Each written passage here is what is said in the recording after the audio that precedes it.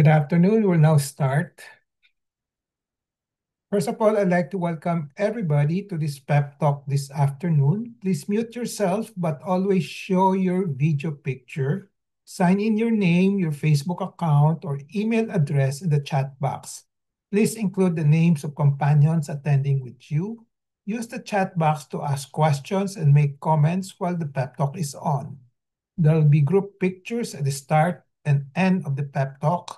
So please show your beautiful faces in the video. A reminder, after the pep talk, please take the online learning cum evaluation test exercise or OLETE for mastery of learning and have a perfect score to get a certificate like this one shown here. I have placed the link in the chat box. Another reminder, obtaining 25 OLETE certificates will entitle one mentee to a voucher for a RO Hoson medical consultation, either face-to-face or telemedical. Another request, please type in your feedback in the chat box during the open forum and before we adjourn. Thank you. Let's now have a group picture taking before we start the pep talk proper in 2 minutes. Please turn on your video now and please show your faces.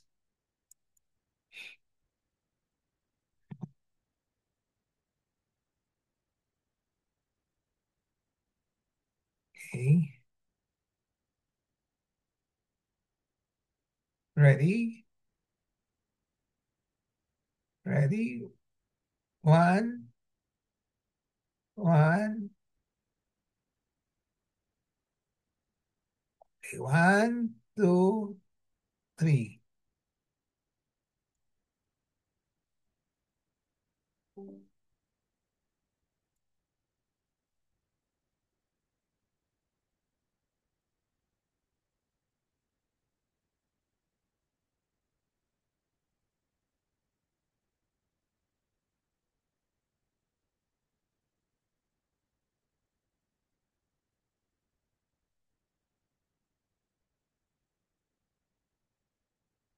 I have a patient empowerment program in which I like to empower the lay people or patients to take control in the management of their health. I started the pep talk on May 15, 2021 during the COVID-19 pandemic. There are 3 courses in the pep talk. I completed the core course on October 9, 2021. Here shown are the topics for the pep core courses. And then from October 23, 2021 onwards, I've been tackling health disorder and health issue courses. May 17 this year, 2025, marks the start of year number 5 for the RO Hoson Pep Talk. How long the pep talk will last will depend on our enthusiasm, discipline, and perseverance. My pep talk today is entitled Patient Story, TLT. TLT stands for Tell, Learn, and Teach. The main title will be the breast ultrasound, mass or no mass. The empowerment objective is for the lay people to have an essential understanding of breast ultrasound reporting of masses, whether they are really present or not.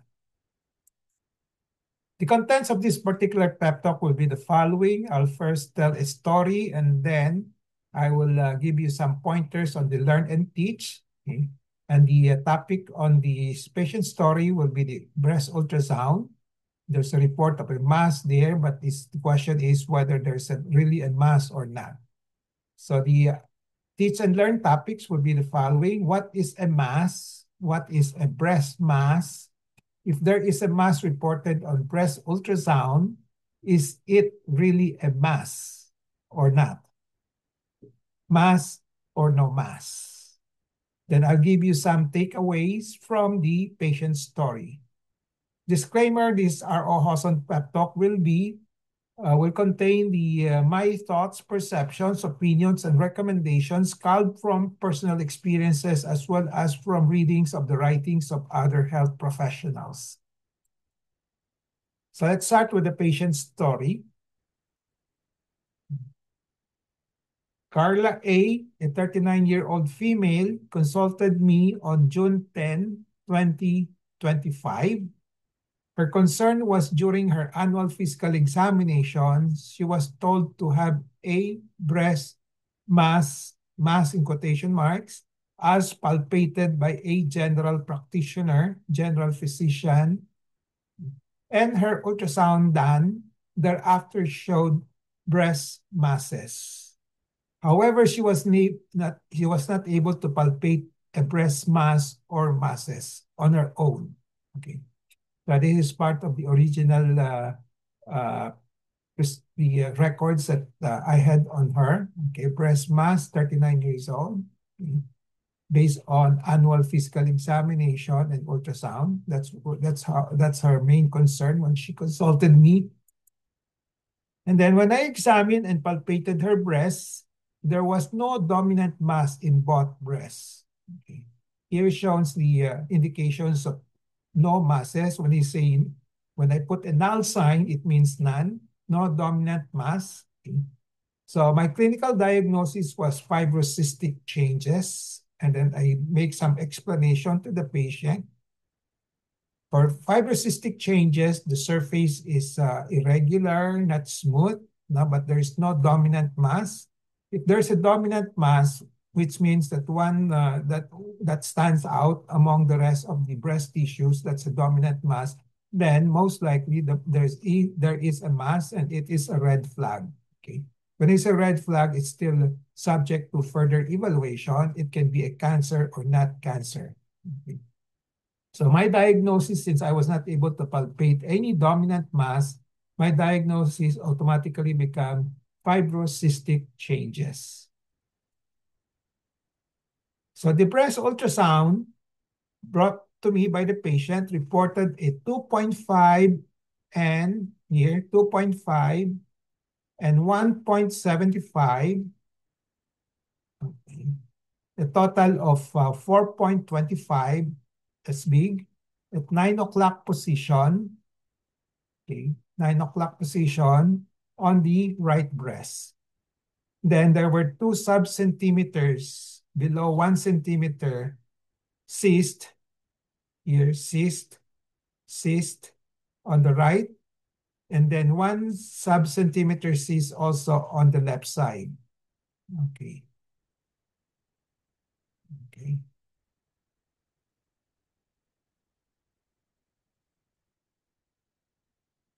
So there was a diagnosis of BI-RADS 4. The patient was given a ultrasound diagnosis of BI-RADS 4A here.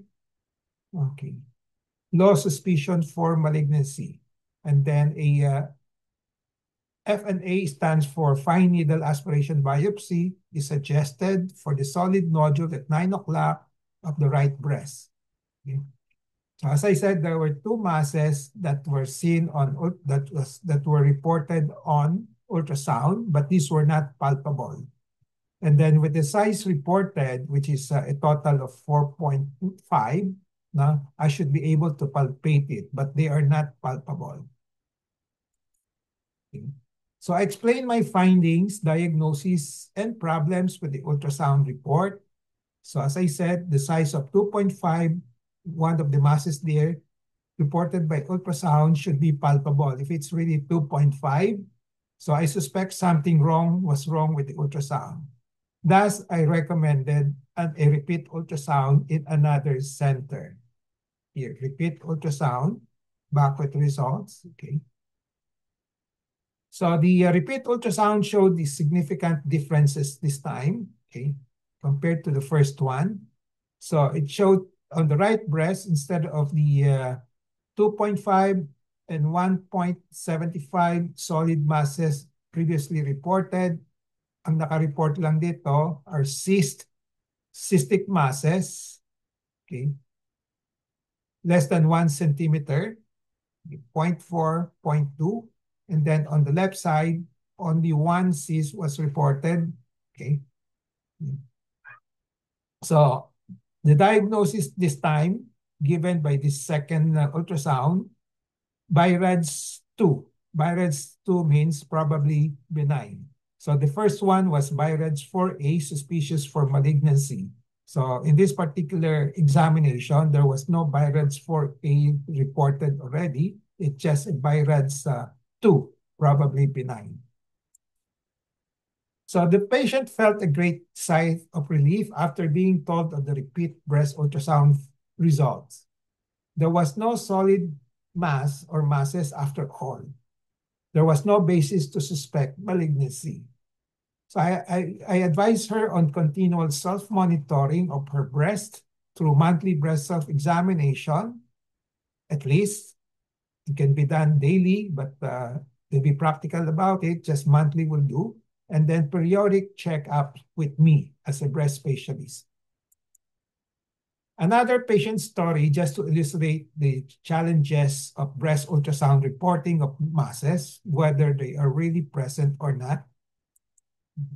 So this is another patient, 45-year-old female with no palpable breast masses on physical examination, but ultrasound reported a 2.5 centimeter mass on the right side. Okay. So here is the ultrasound, 2.5 at 11 o'clock, solid mass. Okay. And then 1.3 centimeter mass on the solid mass on the left side, 1.3 centimeter mass on the left side also at 2 o'clock. Okay. So, but at least the BI-RADS category reported here was BI-RADS 3, probably benign. So there was no palpable breast mass or masses on physical examination, but the ultrasound reported a 2.5 centimeter mass on the right. So this time, I just gave her a diagnosis of fibrocystic changes and advised monitoring and checkup after 2 months. She has yet to see me after 2 months. I did ask her to repeat the ultrasound anymore, but because I'm quite confident there must be a misinterpretation by the ultrasonographer. So I just advised her to come back for a checkup after 2 months. So I end up telling the story, patient story, on the topic breast ultrasound, mass or no mass. Let's now go to the learn and teach. Okay. So I'll be discussing what is a mass, what is a breast mass, if there is a mass reported on breast ultrasound, is there really a mass or not? Mass or no mass? Some takeaways from the patient's story. So in the learn and teach part of this patient's storytelling, I have to start with the concept and meaning of a mass before we go to discussing the presence or absence of masses on ultrasound, because there are a lot of confusion on the definition or perception of a mass. So what is a mass? A mass, strictly speaking, is defined as an abnormal growth of cells, growth of cells and tissues, or abnormal collection of fluid, pwede din fluid, but both of them are occupying a space in 3 dimensions, which has a length, width, and height. Okay. So pwedeng cells and tissues, which usually present as a solid mass, and then the other one possibility is a collection of fluid. But the bottom line here, it's occupying a space in 3 dimensions. A mass is the same as a lump or bukol in local parlance, bukol. Mass is more medical and formal than lump. When you say pwedeng lump, pwedeng mass, pero mass is more medical. Lump is more of a layman's term. And then bukol is, of course, is a Filipino term, bukol. So what is the difference between a mass and a cyst?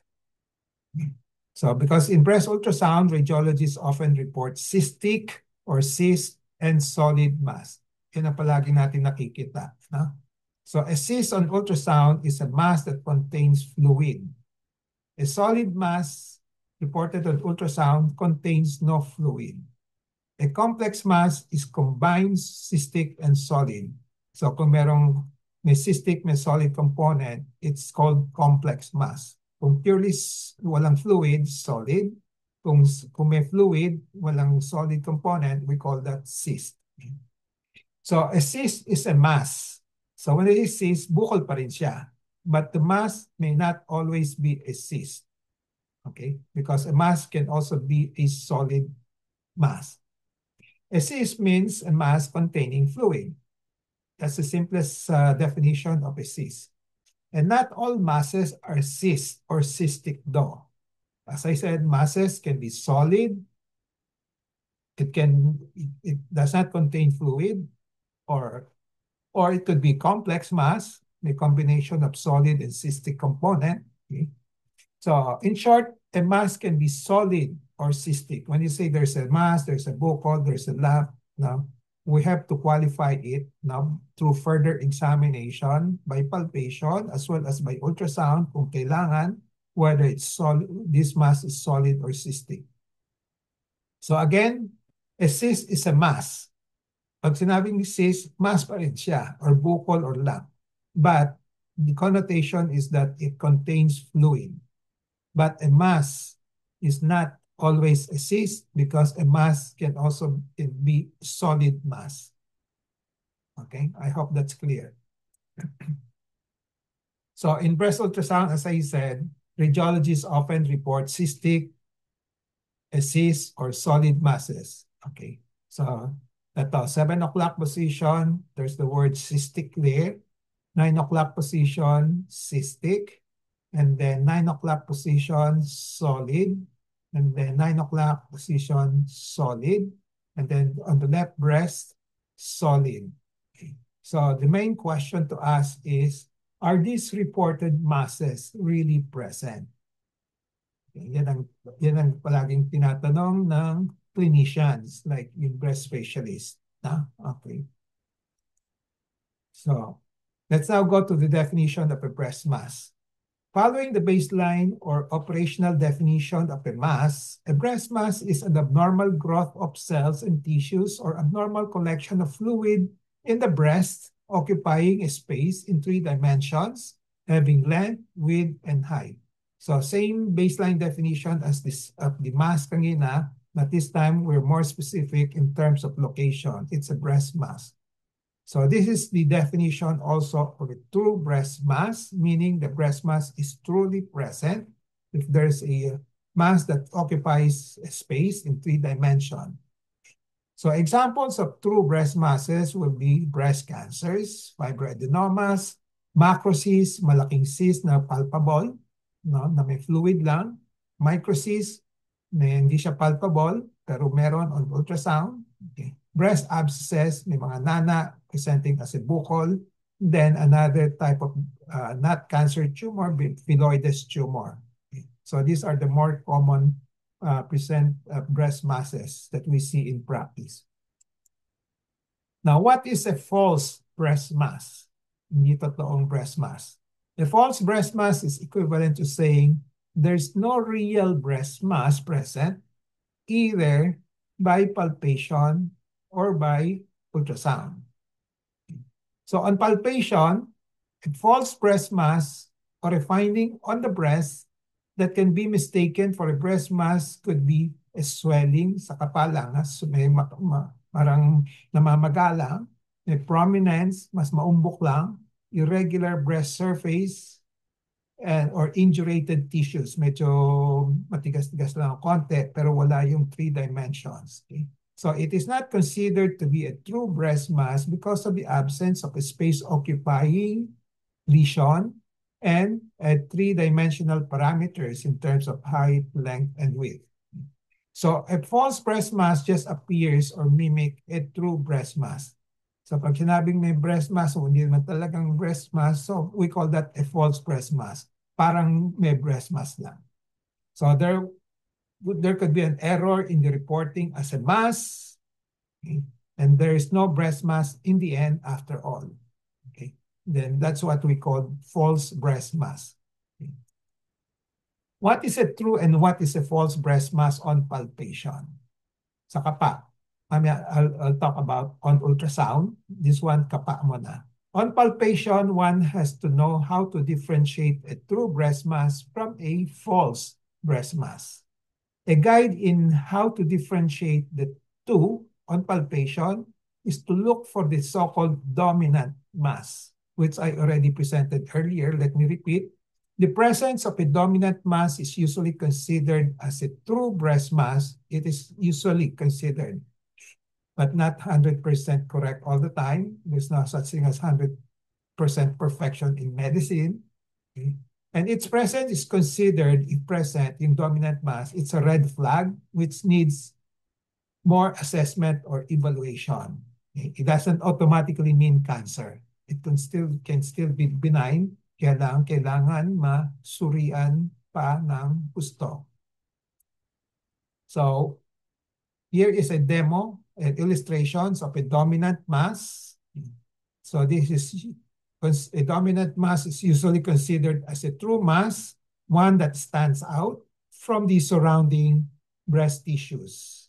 A lumpy breast, kadalasan may mga lumpy breast sa mga babae because of age, because of hormonal changes, because of pregnancy, because of the monthly menstruation. So the lumpy breast tissue surface may be mistaken for a true breast lump, especially if the person does not know how to palpate. The tip here is to use the flat of the finger. Do not use the tips of the fingers. Because if you use the tips of the fingers to palpate the breast, yung mga malilit na, yung mga bako-bako rito, you will mistake it for a dominant mass. So use the flats of the fingers first. If you don't feel anything like this using the flats of the fingers, then the answer is that there is most likely no dominant mass. So it will be fibrocystic changes or lumpy breast lump.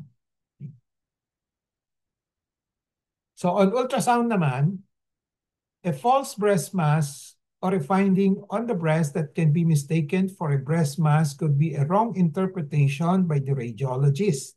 No? Kasi depende sa, just like in physical examination, depende sa kumakapa, no? By the doctor. Different doctors will have different expertise, competency also. Iba-iba, no? Okay. Mga pasyente rin, when you palpate, iba-iba rin yung competency. So pwedeng sabihin meron, pero wala. Meron, wala, pero meron, no? Okay. So dito sa ultrasound naman, it could be due to the wrong interpretation by the radiologist doing it at the time, or the wrong use of the term mass. Okay. So yung mass niya, baka hindi naman the usual connotation that we have with the clinician. It's a three-dimensional mass. Okay. So they use it parang on other basis because of sound waves character. So may ganong characteristic findings on the ultrasound using sound waves, sasabihin nila, mass na yan. Na? Okay. So it is not considered to be a true breast mass because of the absence of space-occupying lesion and 3D parameters. As I said, when they call it a breast mass pero wala talaga, we can say it just mimics a true breast mass. And there was an error in reporting as a mass. So in reality, there is no breast mass after all. Ultrasonographers report masses as cystic and solid. I told you earlier this one. When cystic masses are reported, they are usually correct. Mas madaling ma-recognize yung cystic kasi fluid. Okay? When solid masses are reported, they may be correct or erroneous. Dito kadalasan yung mga question.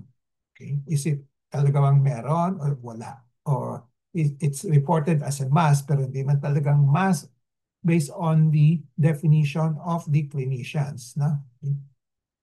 So the best gauge that a true mass identified on ultrasound is really present is when it is palpable on physical examination. Kung nakakapa ng clinicians, may bukol at sinabi sa ultrasound may bukol, most likely meron na yan. But you have to remember the caveat is that not all solid masses are palpable. So may mga solid masses on ultrasound pero too small, talagang meron, pero hindi rin nakakapa. Okay? As I said, only bigger ones, usually more than 1 centimeter, can be palpated. So pag yung bukol ay nakakapa at na-report ng may bukol sa ultrasound, most likely 99% meron siya. Pero we have to remember that Kung wala kang makapa yung breast specialist at may report na may masses on ultrasound, pwede pa rin talagang meron. Hindi lang nakakapa because masyadong maliit, no, to be palpated by the clinicians. So doon tayo magkakatalon. We have to investigate further. No? Kung talagang yung nireport ng ultrasonographer na less than 1 centimeter na maliit na talagang bukol siya.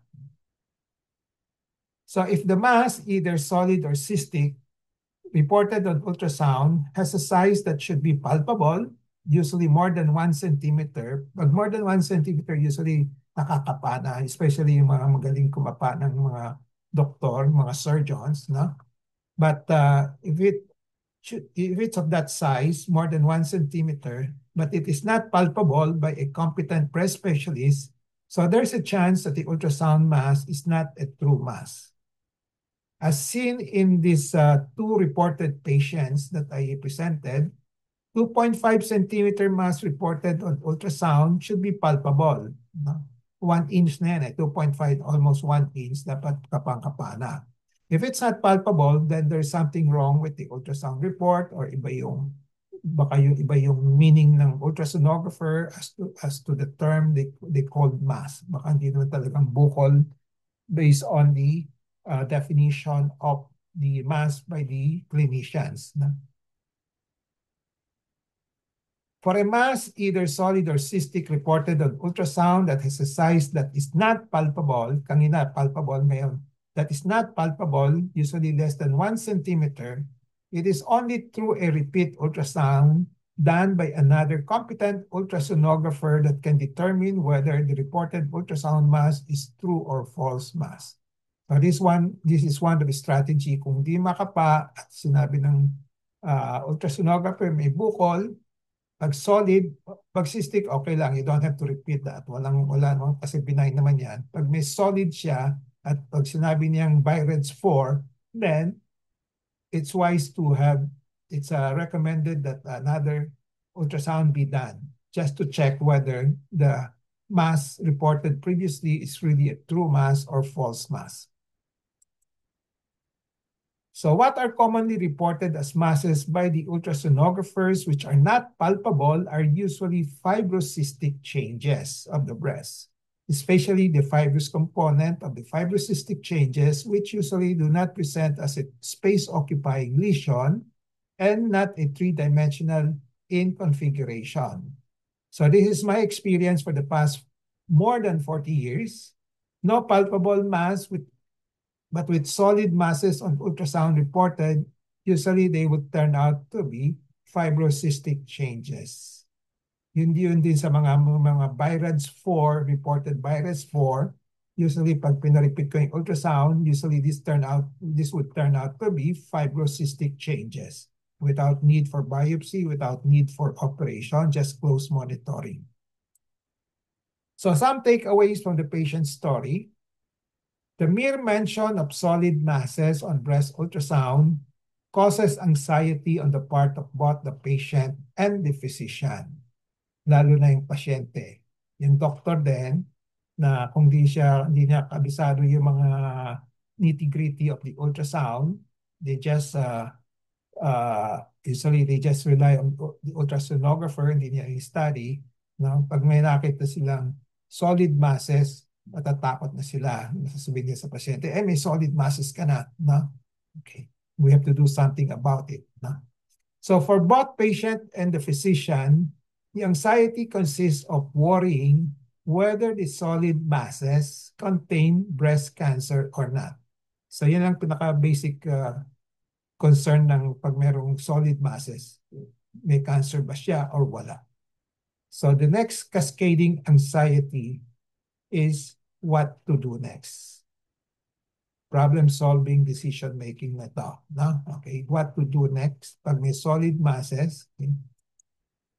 So for the physicians, the presence of a report of solid masses on breast ultrasound, but without an accompanying palpable dominant breast mass, poses a challenge or greater challenge compared to a situation where there is a palpable dominant breast mass. Kung may nakapana, madaling desisyonan yan because the clinicians will make a correlation of the findings of the ultrasound as well as from the physical examination and come out with a more definite diagnosis or reliable diagnosis compared to walang nakakapa pero may report sa ultrasound meron.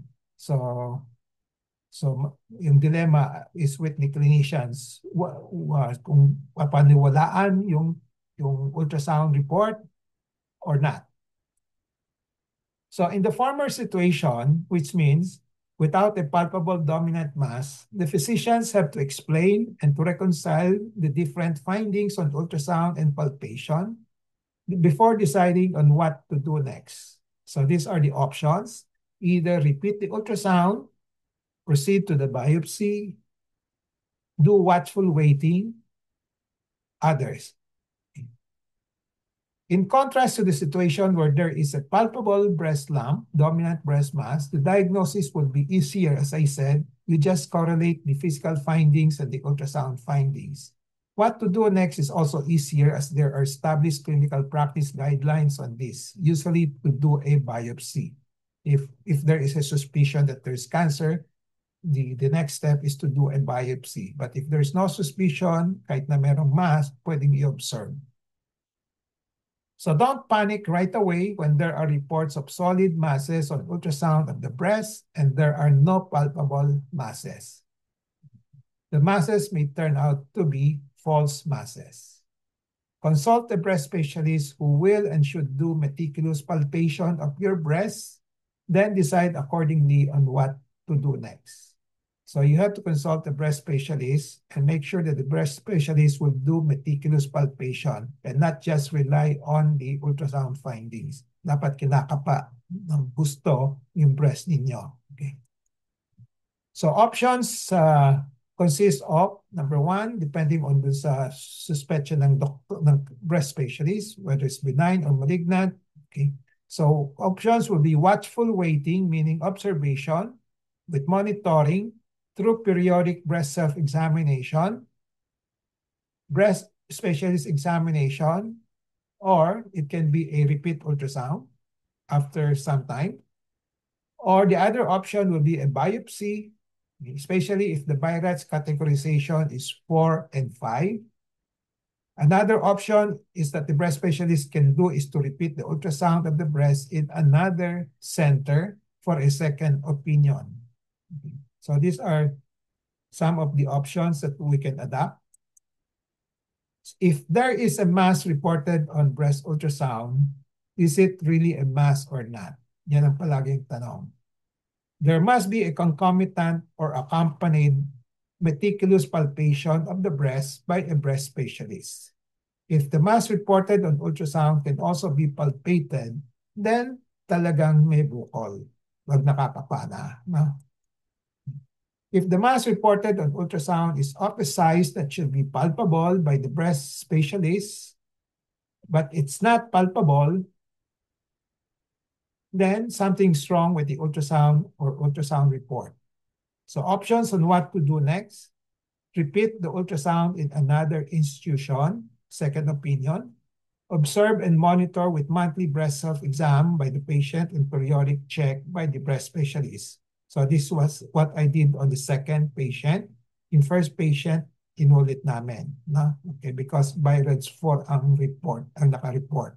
Yung sa second one, BI-RADS 3, kaya pinapa-observe ko lang. So, if the mass reported on ultrasound is of a size that cannot be palpable by the breast specialist, such as less than 1 centimeter in size, and if the BI-RADS is reported as suspicious for malignancy, okay, BI-RADS 4, usually, suspicious for malignancy, at least 4 or 5, then repeat the ultrasound in another institution. Then decide what to do next after the repeat ultrasound. If the mass reported on ultrasound is of a size that cannot be palpable by the breast specialist, such as sub-centimeter in size, but the BI-RADS reported is BI-RADS 3 or 2, 3, probably benign. No, you just observe and monitor with monthly breast self-exam by patient and periodic check by the breast specialist. May repeat the ultrasound after 6 months to 1 year. depending on the situations. So I think that's the end of that's the last slide for the main learn and teach summary and takeaway. I have told the story about two patients. Okay. And then I have explained what is a mass, a breast mass. If there is a mass reported on breast ultrasound, is it really a mass or not a mass? So I have given you some takeaways from the patient's story. Takeaway in relation to patient empowerment, be always in touch with reliable medical information on true and false masses on breast ultrasound. Knowledge is power, it gives power. Use the four Ks of patient empowerment: kaalaman, kakayanan, karapatan, and kapangyarihan to gain greater control over decisions and make better decisions on management of masses reported on breast ultrasound as part of your health management. This ends my pep talk today. I hope I have empowered you to have an essential understanding of breast ultrasound reporting of masses, whether they are really present or not. Before we go to the question and answer portion, reminder, please take the online learning Coombs evaluation test exercise for mastery of learning and have a perfect score to get a certificate like this one shown here. I have placed the link in the chat box. Another reminder, obtaining 25 OLETE certificates will entitle one mentee to a voucher for a RO host on medical consultation, either face-to-face or telemedical. And then another request, type in your feedback in the chat box during the open forum and before we adjourn. So let's now have a group picture taking before we start the Q&A and interaction. Please show your face on the video now.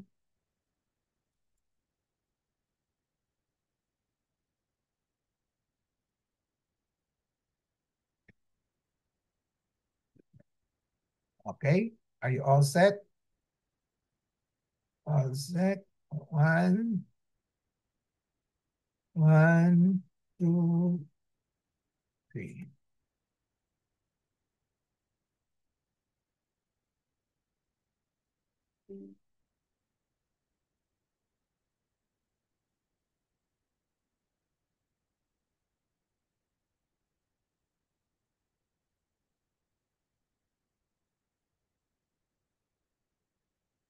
Okay. The floor is now open for questions, comments, sharing of experiences, as well as consultations. Pwede. Okay. So anybody who wants to start?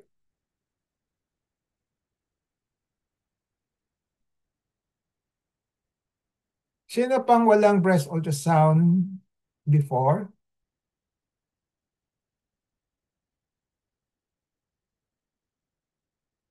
Senny Cabral has ultrasound, I suppose. Rochelle has ultrasound. Rochelle, meron ka na dati, no? Po, Doc, meron na po. Okay. Okay. Si Ledesma has ultrasound lately. Charlita Sumilay, may ultrasound ka na dati? Meron ka experience with ultrasound of the breast? Christy, okay. Charlita, meron? Na-ultrasound ka na, Charlita Sumilay? Yes po, Doc. Okay. So, good experience, bad experience? Okay lang naman, Doc, kasi wala namang nakita ang wala Okay. naman daw silang nakita. Okay. So, make sure talagang wala, ha? Opo. Kakapain mo rin, ha? Pero kasi pag sinabing wala, pwede din mali yun, ha? So, kakapain mo pa Opo, rin, ha? Kung talagang opo, wala kang opo. nakakapa, tama sila. Okay? Opo. Good. Okay. So, Okay po, Doc. Christy. Christy, may ultrasound ka na, Christy?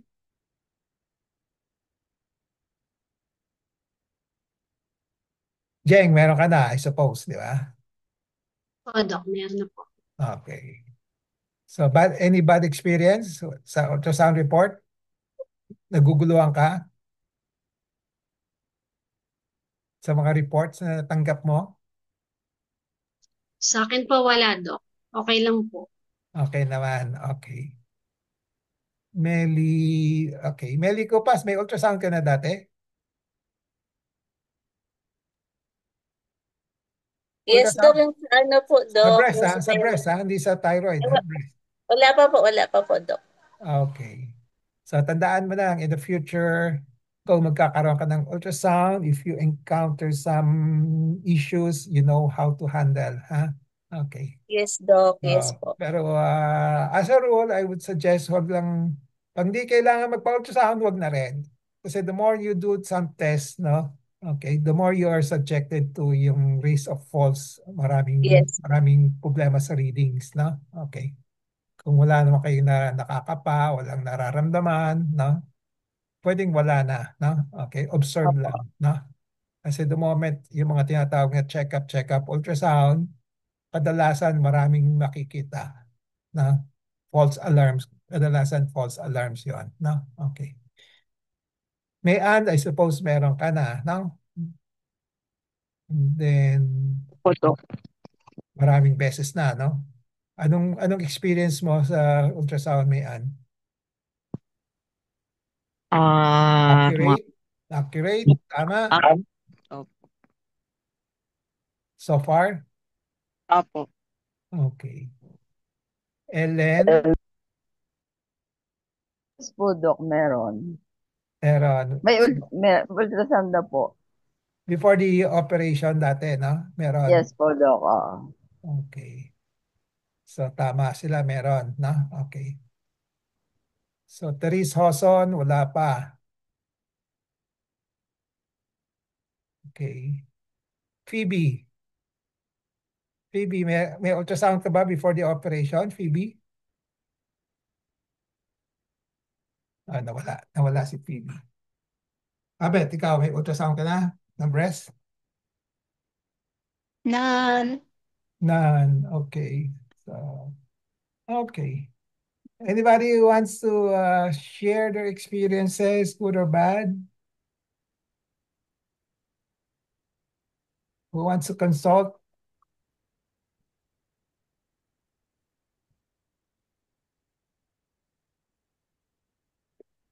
So, maraming kasi ultrasound is being done left and right, maraming problema, na? Okay. So, very challenging. As I said, kung kailangan, sa kanya paggawa. Kung kailangan. Pero kung di kailangan, huwag na rin yung paggawa, na? Hindi, it's not the same as doing it because parang executive check-up, no? Ganon, no? Kung wala kayong, kapain niyo muna yung breast ninyo. Kung wala kayong nakakapa, tapos wala kayong nararamdaman, and you're doing it monthly, kapaan, wala. So you don't have to do the ultrasound. No. But the moment you decide to have an ultrasound, be ready to for all the possible mga reports. No? Kasi wala tayong control doon. It all depends on the one reading it. No? Okay. Kung saan may false masses, kung saan may true masses. No? Okay. Okay. Anybody? Ray, would you like to say something? Ray Benjamin Hawson? Hello. Yeah, totoo naman na like ultrasound, pwede talagang may ma-miss or magkamali. That's why sometimes kung discordant yung findings, parang mention kanina, pwede mo talagang ipaulit. Um, yung iba, if they're gonna papaulit nila, isa-specify talaga yung part kung saan pinapa-focus para, kasi yung breast ultrasound kasi ginagawa sa like the whole breasts, both sides. Pero kung may specific part na pinoint out mo to focus on, baka mas pwede sila magbigay ng mas focus examination sa ultrasound. Hindi ko, routine naman yata kung nagpa-ultrasound, tinatanong, di ba, yung reason of concern. Pero hindi ko sure kung lahat ng tao ginagawa nila yun. So, important din manote pag ginagawa yung ultrasound kung bakit nagpapa-ultrasound at kung may specific area na of concern na ipapa-focus on. So, kung the first time magawa niyan, better. Pero kung hindi, kung may hindi ka sure, pwede mo pa ulit yung ultrasound. Tapos, specify mo na ito yung area na ini-investigate ko para mas magbigay sila ng specific na findings and detailed examination sa area na yun. Who will specify? The doctor or the patient? Pwedeng sa request, pag Sa sinulat mo yung doctor. request, mm, lagay mo sa request na ito yung findings ko, kaya ako pinapa-ultrasound, pa-focus ng area na to. Or pwedeng, pag in-ultrasound yata, nagtatanong din yung, yung radiographer kung may area ba na pinapa-specifically na may nakakapa or something para ma-focus on. Pero hindi ko alam kung all ultrasound centers do that. Kung Singapore, standard na ba ganon. yun. Sa Singapore, Ayun, sinusulat namin sa request kung may findings kami sa physical exam. Tapos sinusulat namin sa request para ma-note nila na may area na of concern. okay. Sa Pilipinas, wala yata. No? You just ask the patient to go there and then, so it's a good practice by the ultrasonographer to ask the patient, no, kung may nakakapa siya, no? Kung meron, doon siya mag-focus. When you say focus, Yeah. doesn't mean na hindi niya gagawin pa yung ultrasounds on the Ibang rest of on the patient's breast, no? Okay. So, ganun din kasi ginagawa din, ito yung tinuturo ko at ginagawa ko, all patients coming in for new patients coming in for a concern, sabi niya, Doc, may bukol ako, papakonsult ko sa iyo, no? So, ang ginagawa ko, before I palpate the breast, no, tinatanong ko muna yung pasyente, saan mo nakapa, no? So, yan ang unang tanong bago ko kapain, no? Para alam namin kung saan mag-focus, di ba? Kasi sabi ng pasyente, may nakapa siya, so kakapain ko, doon ako magfo-focus, no? Although kakapain ko pa rin the whole buong breast ng pasyente, no? Kasi may mga ibang pasyente pag sinabing may bukol, no? Pag di ko tinanong yon, kapa ako ng kapa, wala akong nakita, then sasabihin niya sa akin, Doc, ito yon yung bukol ko, yung maumbok lang buto. Akala niya breast yun, no? So, hindi pala, no? So, para walang misunderstanding, I usually ask the patient to point to me with one finger kung nasaan niya nakakapa, yung sinasabi niyang bukol, no? And then I focus on that, no? Okay. So, then kakapain. Pag wala akong nakitang bukol doon, kakapain ko pa rin the rest of the breast, no? Okay. And it's also a good practice also, as from my personal point of view, yung ultrasonographer dapat marunong din kumapa. No? Okay. Ang problema kasi natin, yung mga breast ultrasonographer, I don't think they know how to make kapa. No? Okay, wala silang competency. Kasi just consider the practice. Marami dyan sa practice na ang gumagawa ay rad tech, yung technician muna. Di ba? Hindi yung doktor. No? Okay. Tama? Okay. Rad tech. And then, titingnan na lang ng ultrasonographer, yung radiologist, yung ginawa ng rad tech. No? Okay. So, they don't go out of their way to make kapa. Pag kinapa nila, mas maganda ang results, no? Ang lalabas sa ultrasound, no?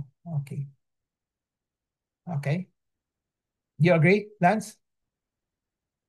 Yeah, I agree. Yeah, karamihan mga radiographer lang yung parang technician lang yung nagsascan tapos isasend lang nila sa doctor yung images. So Ganon may din chance dyan? na may Ganon na-miss din silang dyan? area. Ganon din dyan? Yeah. Mm-mm. Ganon din, technician lang? Ganun din, technician yung nagsascan tapos yung doctor yung nagbabasa ng result ng Okay. scan. Okay. So, it's ano pala, universal practice pala yan. Okay. Pero yun, hindi sila kumakapa or yun. Unless i-specify mo na may area na ipapa-check mo, baka ma-miss din nila. Okay. Okay. So, may 5 minutes pa. Anybody wants to make comments?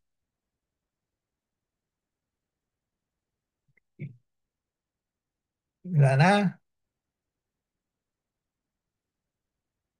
Chona, would you like to share your experience? We invited Chona. Chona is here now. Andiyan pa ba si Chona?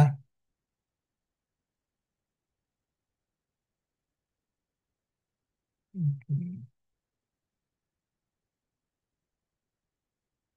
Chona, ganun din kay Chona because ang naka-report doon may bukol, nakapangkapa on the first ultrasound.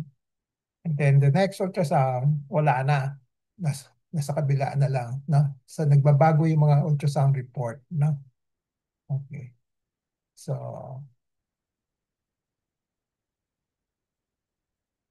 no more concern, no more consult. Phoebe, di kita, nasagot mo na yung tanong ko, Phoebe?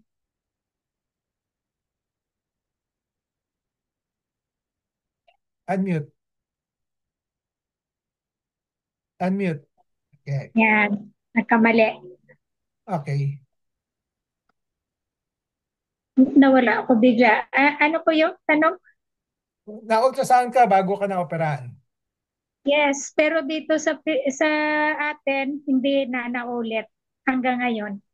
Doon Okay. pa sa abroad, yung lahat ng mga medical reports ko doon pa, tapos dito, hindi na naulit hanggang ngayon yung ultrasound. Ilang years ka na after the operation? 11 na. Pero natanggal kasing dalawa. Wala na mga ultrasound. Natanggal. Wala nang ano. Okay. Yun, minsan lang, yun lang. Tapos dito, hindi na naulit. Okay. Hindi ko na pinaulit. Na, Kapa na lang. Diba? yes. Okay. So that's an example in which yung option is kapa-kapa lang. You don't have to go for the ultrasound kung di kailangan. No? Gagawin lang Yes. natin ultrasound kung meron tayong findings na parang meron sa kapa. Parang wala, parang meron.